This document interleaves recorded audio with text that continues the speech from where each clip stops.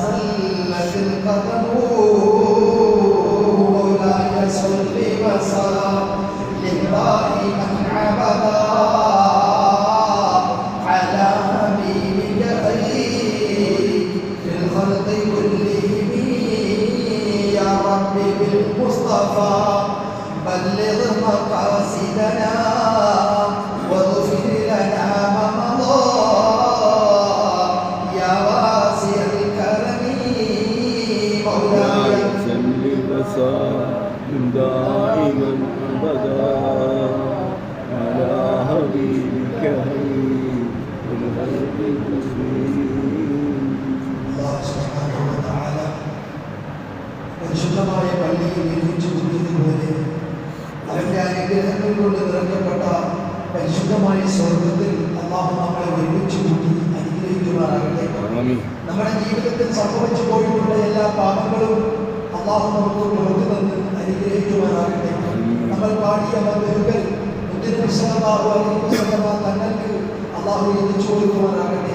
ആ നേതാവിന്റെ ബറക്കത്ത് കൊണ്ട് ഈ പരിശുദ്ധമായ ജുമുഅ ദിവസത്തിന്റെ അളവത്ത് കൊണ്ട് നമ്മുടെ ജീവിതത്തിൽ സംഭവിച്ചു പോയിട്ടുള്ള എല്ലാ പാപങ്ങളും അല്ലാഹു പുറത്തു തന്ന് അനുഗ്രഹിക്കുമാറാകട്ടെ. ശേഷിക്കുന്ന ജീവിതം അല്ലാഹുവിന്റെ തൃപ്തിയിലായി നയിക്കുവാൻ നാം തുറക്കുമാറാകട്ടെ. പരിശുദ്ധമായ ഹജ്ജ് കൊണ്ട് ഉംറ കൊണ്ട് ഫർദിയായ സിയാറ കൊണ്ട് അല്ലാഹു നമ്മളെ എല്ലാവരെയും അനുഗ്രഹിക്കുമാറാകട്ടെ.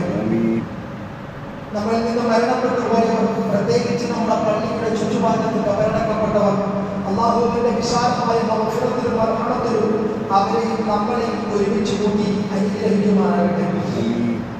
പ്രിയപ്പെട്ട മുഅ്മിനീങ്ങളെ, അല്ലാഹു സുബ്ഹാനഹു വ തആല നമുക്ക് നൽകിയ ജീവിതത്തിൽ ഏറ്റവും വിലപ്പെട്ടതാണ് ഹൃദയ ആരോഗ്യവും ശാരീരിക ആരോഗ്യവും. ഇത് രണ്ടും അല്ലാഹു നമുക്ക് നൽകി അനുഗ്രഹിക്കുമാറാകട്ടെ. ഒരു മനുഷ്യന്റെ ജീവിതത്തിലെ ഏറ്റവും സന്തോഷകരമായ കാര്യങ്ങളാണ് അവന്റെ ശാരീരിക ആരോഗ്യവും ഹൃദയ ആരോഗ്യവും. മനസ്സിന് സമാധാനമില്ലെങ്കിൽ ജീവിതം കൊണ്ട് നേട്ടമില്ല. എപ്പോഴും ഇങ്ങനെ അസ്വസ്ഥതകൾ വന്നുകൊണ്ടേയിരിക്കും.